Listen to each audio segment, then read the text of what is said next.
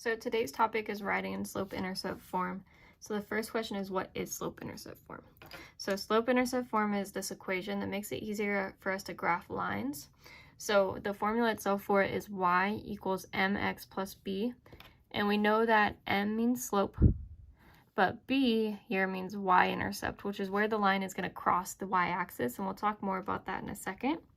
So the key thing here is that when it's written in y-intercept form, it has this very specific order. So y comes first, then the equal sign, then a number times x. And that number will give us the slope, and then plus a number that's not multiplied by a variable at all. So plus, just we call it a constant. So just any regular number with no variable. And then in order to write the equation of a line in slope-intercept form, we first have to find slope, then find the y-intercept, and then substitute into y equals mx plus b. So for today, we're going to focus mostly on just identifying slope and y-intercept, and then eventually we'll move on to actually finding them to write the equation of the line. So if you haven't already, pause the video here and make sure that you write everything down in this first box, and then we'll move on to the examples. So when you're ready, example 1 is identifying slope and y-intercept. So in order to identify slope and y-intercept, we just compare it to slope-intercept form to figure out what m and what b are. So if we're finding slope, that would be m. So we have to look at what number is being multiplied by x.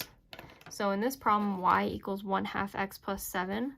1/2 is being multiplied by x. So 1/2 must be my slope.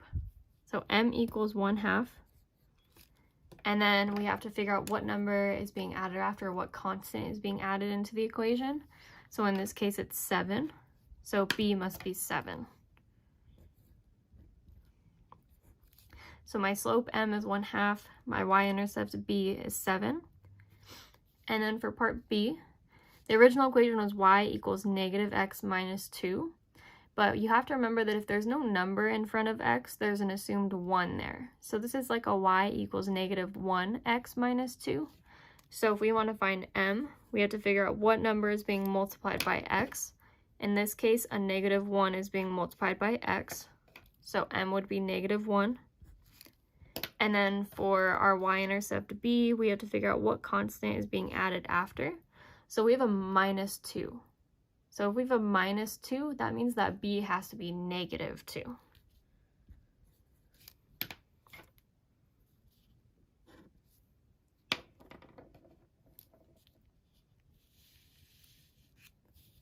And then for the next example, it's writing in slope-intercept form. This is a given m and b. So for part A, m is 3 and b is negative 2. So if we want to write it in slope-intercept form, we start with the slope-intercept form equation, y equals mx plus b. And then if they're telling us that m equals 3, then we replace m in the equation with 3. And if they're telling us that b equals negative 2, we replace b with negative 2, and then our equation's done. So y equals, I'm going to replace m with 3. So 3x, I can't forget the x though, that's important, that'll always be there. And then plus b, and since b is negative 2, I don't want to write plus negative 2, I just want to write minus 2. So y equals 3x minus 2. And then for part b, same thing, we'll start with y equals mx plus b if we're writing an equation in slope-intercept form. And they're telling us that m is negative 2/3. So we're going to replace m in our equation with negative 2/3. And then b is equal to positive 10. So we'll replace b with 10. So y equals, instead of m, I'm going to substitute in negative 2/3. And then times x, that x has to stay there. And then plus b will become plus 10.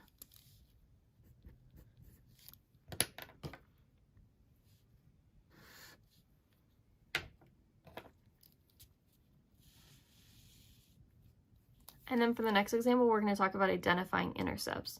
So intercepts tell us a lot of information about the graph. Intercepts are points that are on the x and y axis. So an x-intercept is on the x-axis, and a y-intercept is on the y-axis. So if we look at these graphs, we want to identify each intercept. So I have a point up here this is the point 0, 4, because I didn't go left or right at all, I just went up 4. So this is the point 0, 4. And because it's on the y-axis, it's a y-intercept.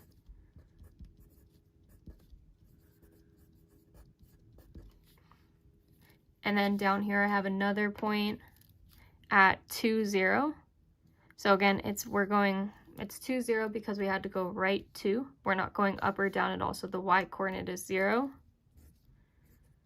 So 2, 0, and then because this point is on the x-axis, it's an x-intercept.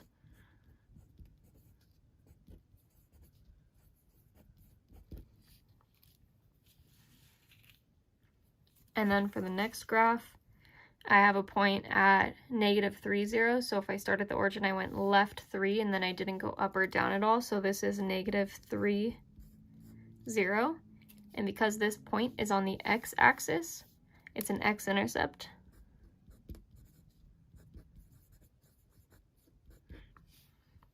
And then for my point up here, this is 0, 1, because I'm not going left or right at all, I'm just going up 1. So this is 0, 1, and because it's on the y-axis, it's a y-intercept.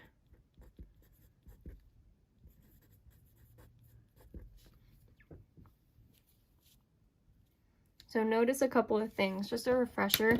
Remember that the horizontal axis is the x-axis. So any point on the horizontal axis is an x-intercept.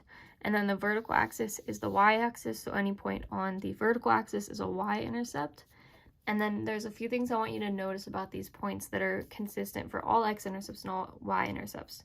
So if we look at our x-intercepts, both of them have a y-coordinate of 0. And that's because we're not going up or down at all, and that's why they fall on the x-axis. So for x-intercepts, they have a y value of 0.